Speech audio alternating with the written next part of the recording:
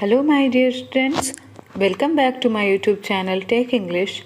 Today, I will discuss about the syllabus and updated exam pattern for class 10th for the subject English Language and Literature. So, as you know, there are some changes in the exam pattern for class 10 for the subject English. So, I will discuss about the changes and about the pattern of the previous year in this video. So be in touch with the video and watch full video. Let's start. So students, as you know, your paper will be divided into 3 parts. First section will be reading for 20 marks. Second section will be for writing and grammar for 30 marks, and third section will be for literature for 30 marks. So total there will be 80 marks. First of all, I will discuss about the reading section. So as you know, there are two passages. One is factual passage and second is discursive passage. There are two questions in the reading section. As you can see, factual passage, in the factual passage, how many question will be asked? 8 very short answer type question. तो factual passage जो कि 300 to 350 words का होगा, उसमें 8 very short answer type question पूछे जाएंगे और जो कि 8 मार्क्स का होगा. मतलब आपको हर क्वेश्चन के लिए 1 मार्क्स मिलेंगे. फैक्चुअल पैसेज मतलब क्या हुआ? वो पैसेज जिसमें फैक्ट्स हो, डेटाज हो, ठीक है, उसको बोलते हैं फैक्चुअल पैसेज. लाइक कोई वोल्केनिक इरप्शन के बाद क्या डिस्ट्रक्शन हुआ, कितने लोगों की डेथ हुई, या इसी तरह का कोई और पैसेज जो कि डेटाज पे बेस्ड हो जिसमें एग्जैक्ट हमें आंसर मिल जाते हैं, वो होता है फैक्चुअल पैसेज. सेकेंड पैसेज क्या होता है? Discursive passage. अब डिस्कर्सिव पैसेज क्या होगा? ये फैक्चुअल पैसेज से एकदम डिफरेंट होता है. इसमें क्या होता है, एक पैसेज दे दिया जाएगा, उसको आपको रीड करना है और इस पैसेज के बेसिस पे, किस पैसेज के? डिस्कर्सिव पैसेज के बेसिस पे आपकी मेंटल एबिलिटी क्या है, आपकी थिंकिंग कैपेबिलिटी क्या है, इवैल्यूएशन की कैपेबिलिटी, एनालिसिस की कैपेबिलिटी, ये सब जज की जाती है. मतलब कि आपको इसमें डायरेक्ट क्वेश्चन के आंसर नहीं मिलेंगे. आपको पैसेज को रीड करके, इंटरप्रेट करके खुद से आंसर देना है, जबकि आपको फैक्चुअल पैसेज में डायरेक्ट आंसर मिल जाएंगे. तो इसमें किस तरह के क्वेश्चन पूछे जाते हैं? 2 टाइप्स के क्वेश्चन पूछे जाते हैं इसमें. पहला 4 शॉर्ट आंसर टाइप क्वेश्चन, जिसमें आपको आंसर देना होता है 30 to 40 वर्ड्स का. तो ये शॉर्ट आंसर क्वेश्चन होते हैं. इसमें इसका पर्पस क्या है? To test inference, evaluation and analysis. तो आपका एवेल्यूएशन, एनालिसिस और इन्फेरेंस मतलब आपकी जो थिंकिंग कैपेबिलिटी है उसको जज करने के लिए ये पैसेज पूछे जाते हैं. तो यहाँ पे कितने क्वेश्चन पूछे जाएंगे? 4 क्वेश्चन, और 4 क्वेश्चन के 2 मार्क्स मिलेंगे. हर क्वेश्चन पे आपको 2 मार्क्स मिलेंगे. मतलब टोटल आपको कितना मिलेगा? 8 मार्क्स. इसमें 4 और भी क्वेश्चन पूछे जाते हैं, multiple choice type question, very short type. तो इसमें वेरी शॉर्ट टाइप जो क्वेश्चन है वो किस लिए होते हैं? To test vocabulary. तो आपकी जो वोकैब है उसको चेक करने के लिए ये पूछा जाता है. इसमें किस तरह के क्वेश्चन आ सकते हैं? MCQ आ सकता है, फिल इन द ब्लैंक्स आ सकता है, एंटोनीम या सिनोनीम. तो आप देख सकते हैं कि रीडिंग में किस तरह के क्वेश्चन पूछे जाते हैं. और ये वोकैब वाले जो 4 वेरी शॉर्ट टाइप आंसर होते हैं उनको कितने मार्क्स मिलेंगे? 4 मार्क्स मिलेंगे. मतलब हर क्वेश्चन के लिए 1 मार्क्स मिलेगा. तो एक बार इसे फिर से रिवाइज कर लेते हैं. पहला क्वेश्चन फैक्चुअल पैसेज होगा जो 300 to 350 वर्ड्स का होगा और इसमें 8 very short answer type question पूछे जाएंगे जिसमें MCQ बेस्ड भी होंगे. हो सकता है आपको 1 सेंटेंस का भी क्वेश्चन मिल जाए और हो सकता है इसमें MCQ भी मिल जाए. तो हर क्वेश्चन पे आपको 1 मार्क मिलेगा. टोटल आपको 8 मार्क्स मिलेगा. डिस्कर्सिव पैसेज में क्या होगा? डिस्कर्सिव पैसेज जो कि 350 to 400 वर्ड्स का होगा, आपकी थिंकिंग कैपेबिलिटी को, एनालिटिकल कैपेबिलिटी को जज करने के लिए पूछा जाएगा. 4 क्वेश्चन शॉर्ट आंसर होंगे जिसमें आपको 2 मार्क्स फॉर ईच क्वेश्चन मिलेंगे. Total 8 marks. और फिर एक डिवीज़न और है 4 very short answer type question आपकी वोकैब चेक करने के लिए. तो आपको इसमें कितना मार्क्स मिलेगा? 4. तो टोटल आप देख सकते हैं 20 मार्क्स का हो गया. 8, 8, 4. Okay. So I hope that this section is clear to you. Now we will discuss about writing section, writing and grammar. Okay.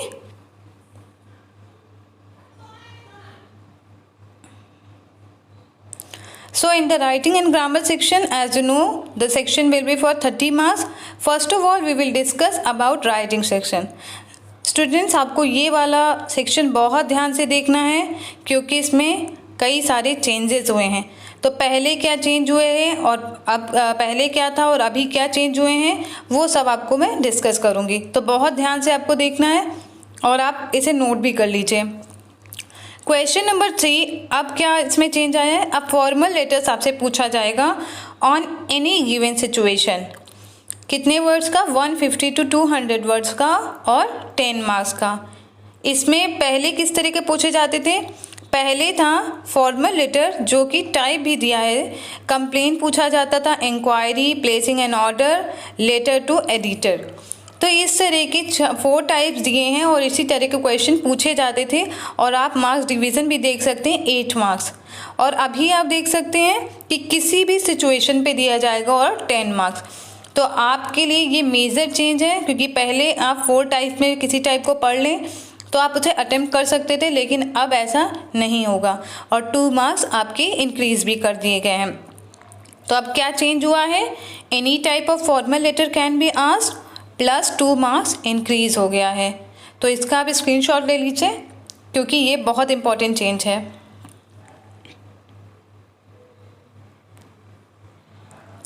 Now next question that will be 4 number. अब इसमें भी बहुत मेजर चेंज हुआ है क्योंकि आप देख सकते हैं अब क्या आ गया है?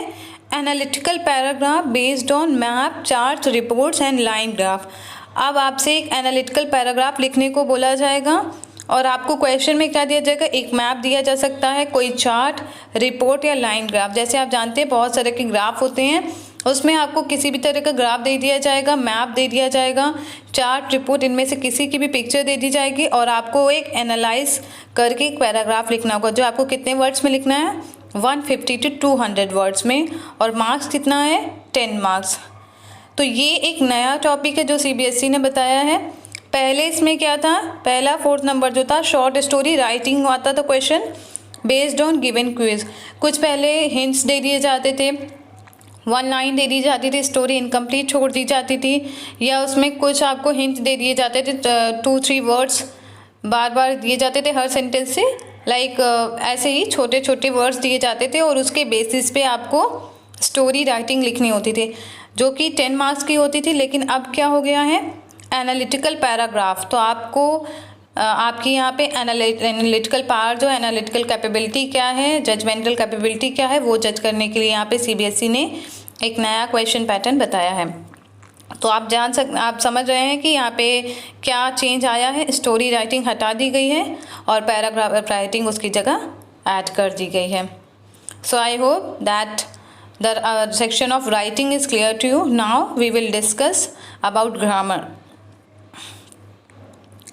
So in the grammar actually there are changes in the exam pattern. You can see the syllabus of the grammar section. So there are tenses, modals, use of passive voice, subject to verb, reported speech, clauses, determiners, preposition. ये कुछ topics हैं जो आपके grammar में discuss किए जाएंगे। जैसे कि आप देख सकते हैं टेंस में तीनों टेंस डिस्कस होंगे। मॉडल्स हैं, पैसिव वॉइस, एक्टिव से पैसिव को कन्वर्ट करना, पैसिव से एक्टिव को कन्वर्ट करना। सब्जेक्ट वर्ब कॉन्कर्ड, इसमें क्या है? सब्जेक्ट वर्ब एग्रीमेंट, किस सब्जेक्ट के साथ क्या वर्ब लगनी है। रिपोर्टेड स्पीच में देखें आप 3 टाइप्स दिए हैं, कमांड, रिक्वेस्ट, स्टेटमेंट, क्वेश्चन। तो इन तीनों में से कोई पूछा जा सकता है। Clauses, noun clause, adverb clause, relative clause, और क्या है लास्ट में? Determiners and preposition. तो इसमें से कोई डायरेक्ट क्वेश्चन नहीं दिए जाएंगे। इसके क्वेश्चन का पैटर्न हम डिस्कस कर लेते हैं क्या है। क्वेश्चन पैटर्न जैसे कि इसमें भी काफ़ी चेंजेस हुए हैं। फर्स्ट आप देख सकते हैं क्वेश्चन नंबर 5 अब क्या हो गया है? क्लोज पैसेज, गैप फिलिंग या एडिटिंग। मतलब आपको तीनों में से कोई भी टाइप का क्वेश्चन पूछा जा सकता है और 4 मार्क्स का 1 into 4 हो सकता है, क्योंकि अभी इसमें इसी तरह के क्वेश्चन आते थे। 1 क्वेश्चन के लिए 1 मार्क्स पूछा जाता था। पहले क्या था? पहले एक्चुअली गैप फिलिंग और एडिटिंग 2 क्वेश्चन थे। ये गैप फिलिंग और editing question number 5, question number 6 था। और एडिटिंग के साथ एक ओमिशन का भी टॉपिक आता था। ओमिशन में एक वर्ड को स्किप कर दिया जाता है और आपसे वो वर्ड रिकॉग्नाइज करने को पूछा जाता है और आपको मैचिंग लेटर लिखना होता था। लेकिन अब क्या हो गया है, अब ये गैप फिलिंग और एडिटिंग वाले टॉपिक को एक ही क्वेश्चन में मर्ज कर दिया गया है। और पहले गैप फिलिंग 4 मार्क्स का आता था और एडिटिंग या ओमिशन 4 मार्क्स का, मतलब टोटली 8 मार्क्स का आता था और इसको अब 4 मार्क्स का कर दिया गया है। तो चेंज आप देख सकते हैं क्या है कि गैप फिलिंग और एडिटिंग एक में मर्ज कर दी गई है और इस पर क्या ऐड हुआ है, क्लोज पैसेज। तो क्लोज पैसेज क्या होता है, एक पैसेज आपको दिया जाएगा और उसमें कुछ ब्लैंक्स दिए जाएंगे। एक पैसेज कोई पैराग्राफ हो सकता है और आपको आगे के सेंटेंसेस के बेसिस पे या प्रीवियस सेंटेंसेस के बेसिस पे इसमें क्या वर्ब होनी चाहिए, ये सब आपको गेस करके लिखनी है। तो इसके लिए अगर आपको ग्रामर का सही नॉलेज नहीं होगा, बेसिक नॉलेज नहीं होगा, तो आप ये क्वेश्चन अच्छे से अटेम्प्ट नहीं कर पाएंगे। तो स्टूडेंट, जैसा कि आप देख सकते हैं, क्लोज पैसेज, गैप फिलिंग और एडिटिंग तीनों को एक क्वेश्चन में ऐड कर दिया गया है। तो आपको अब किसी भी टाइप के क्वेश्चन पूछे जा सकते हैं। लाइक आपको या तो क्लोज पैसेज दीजिए जाएगा अटेम्प्ट करने को, या गैप फिलिंग या editing, we don't know about the question. So आपको इन तीनों के लिए ये बेसिक ग्रामर अच्छे से पढ़नी पड़ेगी। अगर आपको वर्ब का कहाँ यूज़ करना है, सब्जेक्ट का कहाँ क्या यूज़ करना है, वो अच्छे से आ जाएगा तो आप इसको अटेम्प्ट कर सकते हैं। ये बहुत डिफ़िकल्ट नहीं है अगर आपको ग्रामर की बेसिक्स अच्छे से पता है, लाइक पार्ट्स ऑफ स्पीच और उसका कैसे यूज़ करना है, कहाँ वर्ब यूज़ करनी है, कहाँ आर्टिकल यूज़ करना है, वो सब। So now we will discuss about the 6th question. Question number 6 पहले जो आप देख रहे थे, पहले क्या था, एडिटिंग और ओमिशन था, लेकिन अब वो क्योंकि एक ही क्वेश्चन में मर्ज हो गया है तो अब जो 7 नंबर वाला क्वेश्चन था उसकी जगह 6 आ गया है। तो देखिए आप अब क्या हो गया है, dialogue writing, reporting a dialogue on given quiz. एक ये नया टाइप का क्वेश्चन है जो आप पूछा जाएगा आपसे 6 मार्क्स के लिए। लेकिन इसमें पहले क्या क्वेश्चन था, पहले सेंटेंस रीऑर्डरिंग और सेंटेंस ट्रांसफॉर्मेशन, मतलब आपको एक सेंटेंस, जंबल सेंटेंस दिए जाते थे और उसको रीअरेंज करके लिखने को दिया जाता था। 4 क्वेश्चन होते थे 4 मार्क्स के लिए। लेकिन यहाँ पे अब क्वेश्चन एकदम चेंज हो गया है।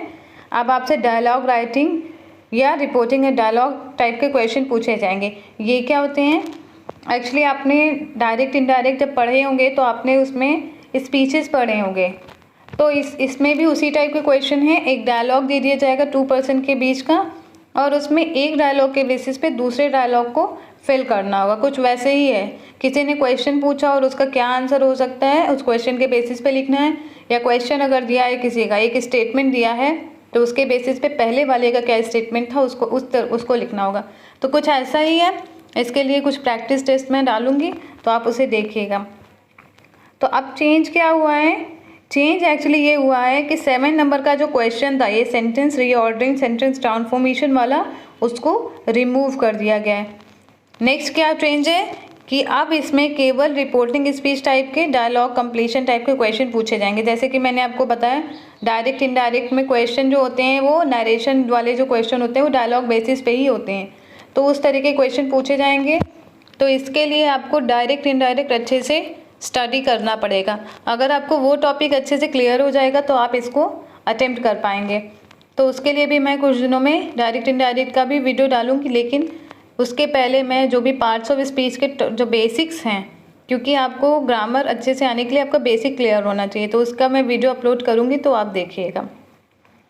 और इसमें मार्किंग स्कीम भी चेंज हुई है। मार्किंग स्कीम क्या थी, पहले 4 मार्क्स की थी और अब क्या हो गया है 6 मार्क्स। तो डायरेक्ट आप देख सकते हैं कि +2 मार्क्स ऐड हो गए हैं। So now I have discussed about reading and writing in grammar section. So now we will move to next section, that is section C, literature. So as I have told you earlier that literature section will be for 30 marks and you are having 2 books in the literature. So first of all we will discuss about prose from the main book. So as you can see there are 10 chapters.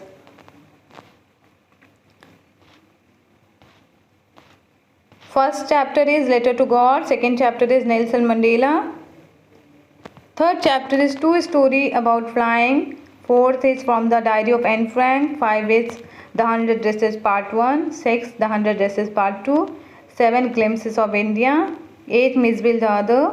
9th Madam rides the bus. 10 the sermon at Banaras. And 11 the proposal. So I am showing you the cover of the book. This is the main book which name is First Flies. ये आपकी main book है pros के लिए जो आपके 10th की class में लगी है। तो आप इसका कवर देख लीजिए। इसमें पोइट्री के भी क्वेश्चन पूछे जाएंगे। तो आप देख सकते हैं कि टोटल आपके कितने चैप्टर हैं, 11 चैप्टर हैं इस बुक से, और इसमें 11 पोइट्री भी हैं। So now we will see the chapters of poetry. After discussing the chapters we will discuss about the question pattern. Okay, so you can take the screenshot or you can write the name of the chapter. Now we will discuss about poetry and about the chapters.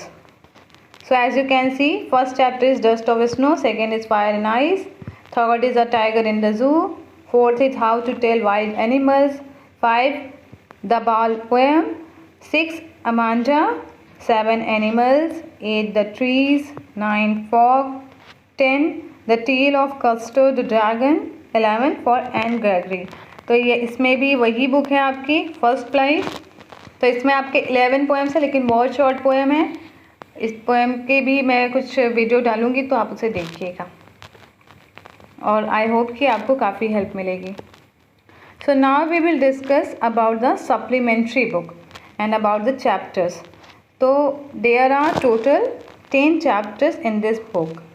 First is The Triumph of Surgery, second is The Thief's Story, third is The Midnight Visitor, fourth is A Question of Trust, fifth is Footprints Without Feet, sixth is The Making of a Scientist, seven is The Necklace, eighth is The Hack Driver, ninth is Bully, 10th is The Book That Saved the Earth. So there are total 10 chapters in this book.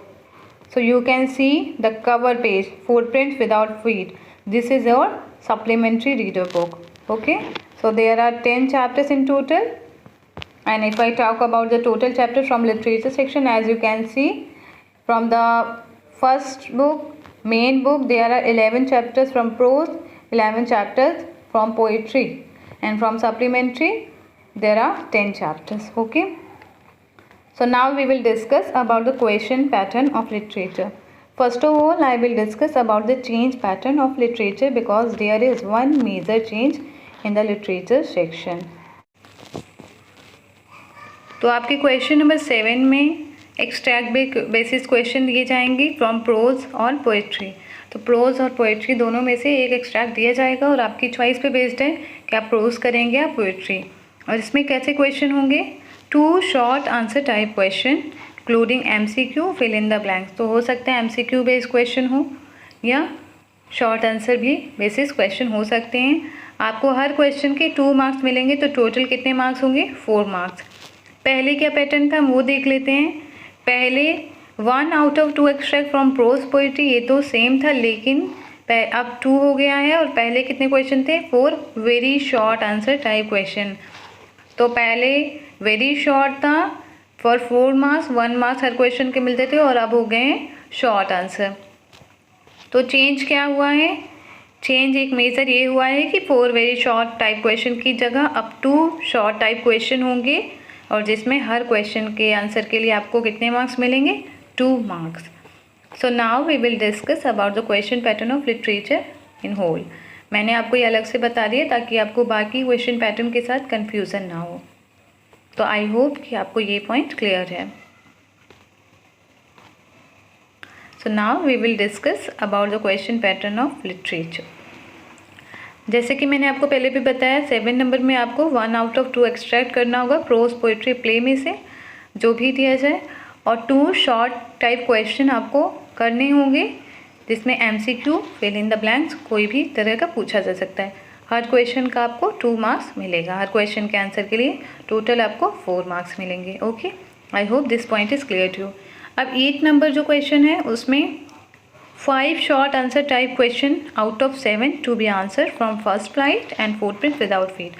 तो आपको इसमें क्या करना है, जैसे कि class 9th में भी आपने अटेम्प्ट किया होगा, 5 शॉर्ट टाइप क्वेश्चन होंगे। टोटल क्वेश्चन आपको 7 दिए जाएंगे। बेसिकली ये पैटर्न है कि आपका 3 क्वेश्चन फर्स्ट फ्लाइट से आता है और फुटप्रिंट विदाउट फीट से 2 आता है। इसके अलावा हो सकता है जो 2 क्वेश्चन बच रहे हैं, ऐसा हो सकता है कि 4 यहाँ पे दे दे और 3 यहाँ पे दे दे, तो ये वैरी करता है। तो आपको इसमें से कितने क्वेश्चन करने हैं, 5 क्वेश्चन। ये आपको ध्यान देना है, आपको 6 नहीं करना है, 7 नहीं करना है। क्या पर्पज़ है इसका actually, to test local and global comprehension of theme and ideas. तो आपने थीम को समझा या नहीं समझा, आपने उसके बेसिक कॉन्सेप्ट को समझा या नहीं समझा है, उसके बेसिस पे आपके अंडरस्टैंडिंग को जज करने के लिए, चेक करने के लिए आपसे क्वेश्चन पूछा जाएगा। तो इसकी वर्ड लिमिटेशन का है 30 to 40 वर्ड्स ईच। अब ये पॉइंट आपको समझना बहुत ज़रूरी है, क्योंकि कॉपी चेकिंग के ड्यूरेशन में मैंने देखा है कि बच्चे 30 to 40 वर्ड्स लिख लेते हैं, लेकिन उसमें क्या क्वेश्चन पूछा गया है उसके बेसिस पे आंसर नहीं लिखते हैं। तो अगर आप ऐसा करते तो आपको मार्क्स उतने नहीं मिलेंगे। आपसे जो पूछा गया है आप उसको टू द पॉइंट अगर 40 वर्ड्स में लिख सकते हैं तो ओके, अदरवाइज़ आपको वर्ड लिमिटेशन एक्सटेंड करनी पड़ेगी। और आपको ऐसे लिखना है कि आप क्वेश्चन के जो आंसर है उसको जस्टिफाई कर सकें, अपने आंसर को जस्टिफाई कर सकें। अदरवाइज़ क्वेश्चन पूछा गया है थीम पे और आप समरी लिख रहे हैं तो वो आंसर सही नहीं है। आई होप आपको ये पॉइंट क्लियर है। तो आपको हर क्वेश्चन के कितने मार्क्स मिलेंगे, 2। 5 क्वेश्चन हैं तो 10 मार्क्स आपको इस क्वेश्चन के मिलेंगे। तो 8 नंबर कितने मार्क्स का हो गया, 10 मार्क्स का। अब 9 क्वेश्चन देख लेते हैं। 1 out of 2 long answer type question from first flight. तो सबसे पहले आपको 2 लॉन्ग आंसर टाइप क्वेश्चन दिए जाएंगे फर्स्ट फ्लाइट से, जिसमें आपको 1 अटेम्प्ट करना है। तो ये किस लिए है, to assess creativity, imagination and extrapolation beyond the text and across the text. तो यहाँ पे इस सेंटेंस का क्या मतलब हुआ, आपकी क्रिएटिविटी, आपकी इमेजिनेशन, एक्सट्रापोलेशन मतलब ज़रूरी नहीं है कि जो टेक्स्ट में जितना लिया है बस आप उतने के ही बेसिस पे आप आंसर दें। आप अपनी थिंकिंग को भी बेसिस बना सकते हैं आंसर राइटिंग के लिए। अक्रॉस द टेक्स्ट मतलब आउटसाइड ऑफ द टेक्स्ट। आप प्रैक्टिकल लाइफ से कोरिलेट कर सकते हैं सिचुएशन को। जैसे रोड नॉट टेकन आपने 9th में पढ़ी तो केवल उस टेक्स्ट का मतलब ये उतना ही नहीं था जितना उस बुक में लिखा था, बल्कि हम उसे प्रैक्टिकल लाइफ से कोरिलेट करके समझते हैं। तो यही इस सेंटेंस का मतलब हुआ। और ये क्वेश्चन कैसे हो सकते हैं, पैसेज बेस्ड क्वेश्चन भी हो सकते हैं। आपको टेक्स्ट में से कोई एक पैसेज दे दिया जाए 2 सेंटेंसेस को और आपको उसके बेसिस पे प्लॉट पूछा जाए या आपसे सिचुएशन बेस्ड क्वेश्चन पूछे जा सकते हैं। So I hope that this point is clear to you. तो कितने वर्ड्स का है, 100 to 150 वर्ड्स का। टोटल कितना मार्क्स है, 8 marks. So I hope that this point is also clear to you. Question number 10 अब हम देखते हैं। क्वेश्चन नंबर 10 में क्या है, इसमें भी 1 out of 2 long answer type question है, लेकिन बुक इसमें चेंज है, फुटप्रिंट विदाउट फीट से अब आ रहा है। और इसमें किस टाइप के क्वेश्चन पूछे जाएंगे, theme, plot, involving interpretation, extrapolation beyond the text and inference और कैरेक्टर स्केच। तो इसमें कैरेक्टर स्केच भी पूछे जा सकते हैं। आपको ये ध्यान देना है कि क्वेश्चन नंबर 9 में भी कैरेक्टर बेस्ड क्वेश्चन पूछे जा सकते हैं। फॉर एग्जांपल आपका फर्स्ट चैप्टर में लेंचो का जो कैरेक्टर है वो बहुत इंपॉर्टेंट है, उसे पूछा जा सकता है। तो इसी तरह आपकी जो 10th क्वेश्चन में जो सप्लीमेंट्री बुक है उसमें से भी कैरेक्टर बेस्ड पूछे जा सकते हैं, थीम बेस्ड क्वेश्चन पूछे जा सकते हैं, कॉन्सेप्ट क्या है, situation based, why did it happen, इस टाइप के क्वेश्चन पूछे जा सकते हैं। तो उसके लिए आपको टेक्स्ट का कॉन्सेप्ट समझना बहुत ज़रूरी है। आप टेक्स्ट का सिर्फ मीनिंग ही नहीं समझिए कि इस वर्ड का क्या मीनिंग है, बल्कि उसमें राइटर कहना क्या चाहता है, क्या मैसेज है, उसे समझना भी बहुत ज़रूरी है। तो इसका क्या वर्ड लिमिटेशन है, इसका भी 9 क्वेश्चन जैसे 100 to 150 वर्ड्स का ही लिमिटेशन है। और आप एक चीज़ ध्यान दीजिएगा कि जब भी आप long answer type question solve कर रहे हैं, whether it is in writing section और whether it is in literature section, आप पैराग्राफ चेंज करना मत भूलिए, क्योंकि बहुत बच्चे एक ही लाइन से स्टार्ट करेंगे और उसको एंड तक पैराग्राफ चेंज नहीं करते, जो देखने में गलत लगता है। वो समझ में आता है कि आपके थॉट चेंज हुए लेकिन आपके पैराग्राफ चेंज नहीं हुए। तो एक पैराग्राफ में आप एक टॉपिक को डिस्कस करेंगे, उस टॉपिक के बाद उसमें थोड़ा सा भी चेंज आया है तो आप उसको पैराग्राफ चेंज करिए, इससे आपकी मार्किंग इंक्रीज़ हो जाती है। ये एक मेरा टिप्स है आपके लिए। तो आप देख सकते हैं कि 7 नंबर कितने मार्क्स का है, 4 मार्क्स का 2 क्वेश्चन होंगे। 8 नंबर कितने मार्क्स का है, 10 मार्क्स का, टोटल 5 क्वेश्चन है। 9 नंबर में आपको 1 क्वेश्चन करने हैं आउट ऑफ 2, 8 मार्क्स का, और इसी तरह आपको 10 में भी 1 आउट ऑफ 2 करने, 8 marks. So this was my lecture for all of you. I hope that this will help you a lot and I hope that the change in the exam pattern as well as the syllabus is also discussed to you guys। एक बात और कहनी है कि बहुत सारे rumours आ रहे हैं कि CBSE ने चैप्टर्स को कम करने का डिसीज़न लिया है, लेकिन अभी ऐसी कोई नोटिफिकेशन नहीं आई है। तो जब तक कोई रीज़नेबल नोटिफिकेशन नहीं आती है तो हम ऐसी रूमर्स पे ट्रस्ट नहीं कर सकते। तो बेहतर है कि आपको जो सिलेबस अभी बताया गया है आप उसको फॉलो करें। अगर कोई चेंज आता है सिलेबस में चैप्टर्स कम करने के लिए या कोई भी चेंज आता है तो आपको हम नोटिस कर देंगे, आपको नोटिफाई कर देंगे। So be in touch with the channel and thank you all for watching the video. अगर वीडियो अच्छा लगा हो तो प्लीज़ लाइक करिए, कमेंट करिए, सब्सक्राइब भी करिए चैनल को, ताकि आपको जो भी चैप्टर्स हैं उनके लेक्चर्स मिल सकें, और प्लीज़ अपने फ्रेंड्स के साथ शेयर करिए। Thank you all.